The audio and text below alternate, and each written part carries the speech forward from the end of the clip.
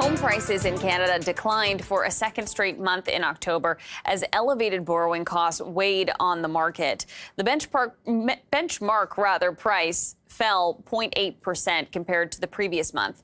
Total sales also fell by more than 5%, and new listings were down for the first time since March. The Toronto market managed to buck the trend with a modest 0.2% price increase. Meanwhile, a survey by Habitat for Humanity Canada finds most Canadians believe there is a shortage of affordable housing and that the goal of owning a home is becoming more difficult to reach. Half of Canadians are also spending 50% or more of their household income on housing costs. The survey shows 58% of Canadians worry about sacrificing basic needs such as food, living essentials, and education in order to afford their rent or mortgage payments.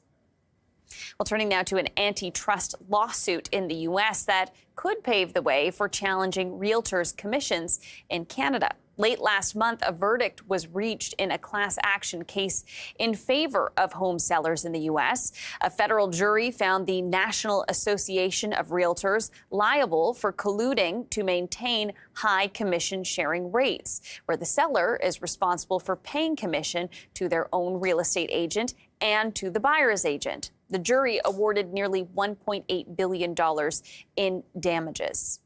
Could that U.S. ruling provide a blueprint for a similar proposed class action case in Canada? A Toronto seller is suing several of Canada's leading brokerages, including Century 21 and Remax, though that case, that class action, has yet to be certified, and both sides are scheduled to appeal an earlier order in federal court sometime next year.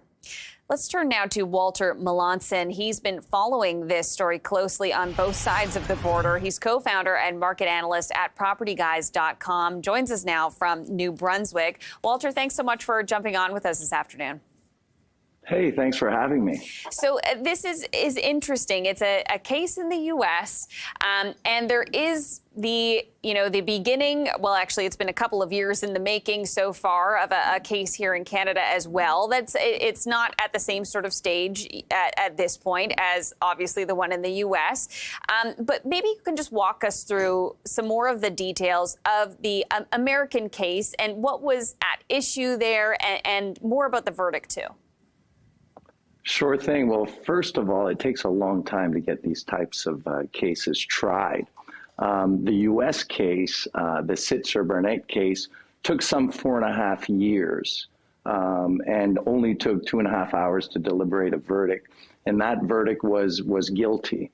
And guilty was this whole idea of conspiracy and artificially inflating real estate commissions. So this is very much a landmark case because of the similarities between the United States real estate models and Canada's real estate models. And we're talking about policy designs, and policy designs much the same. The MLS system and structure is much the same.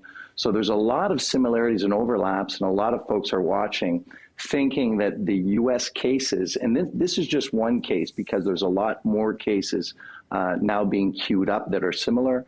So the idea is that if there's a lot of change as a result of these cases in the United States, we will start to see change here in Canada also. Can you tell us about, if somebody hasn't bought or sold a house recently, can you remind us about how it works when it comes to commissions, maybe starting with the U.S., but I'm like you're saying, it's a similar sort of setup here in Canada.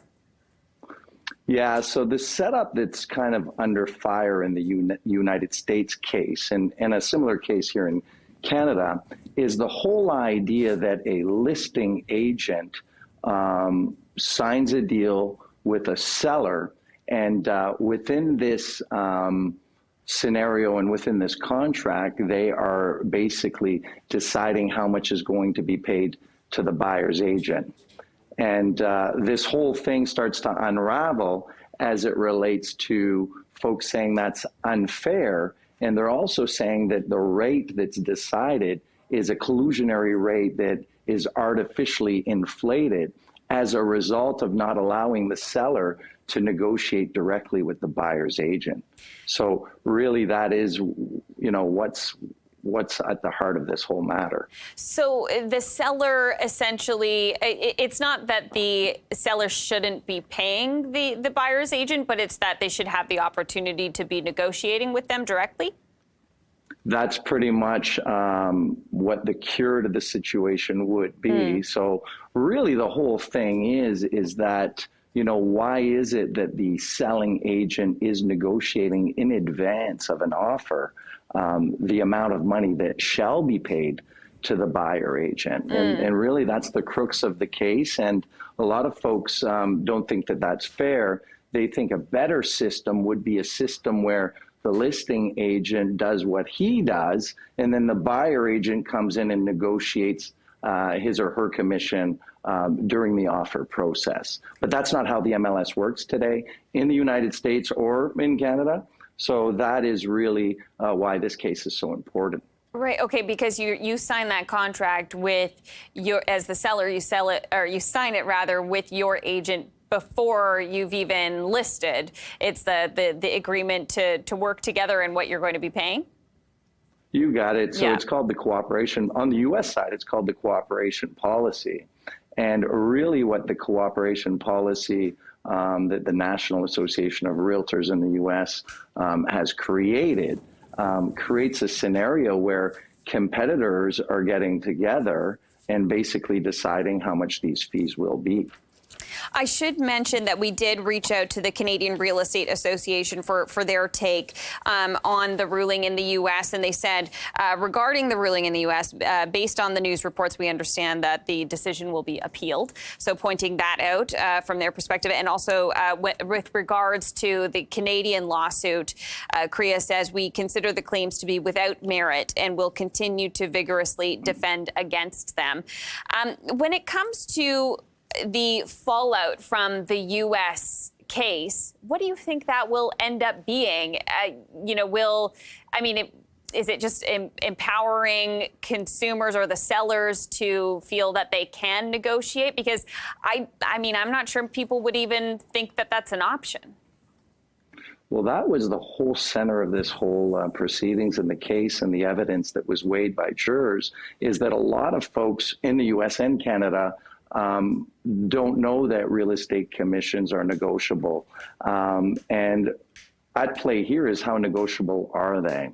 When we talk about the U.S. case and an appeal, that's not, there's not a lot of great certainty that that case shall be appealed. The damages of $1.8 billion are huge, and those damages are trebled in the state of Missouri, which means that really the damages are closer, possibly, depending on the ruling, up to $5.7 billion. So an appeal is not a slam dunk. And there's already organizations in the U.S. changing their behaviors in the market. So some MLSs are already banning buyer brokerage commissions from their MLS, and a lot of brokerages are already starting to begin to change the way they do things. So it's not a for sure, it's not a slam dunk that this thing gets appealed.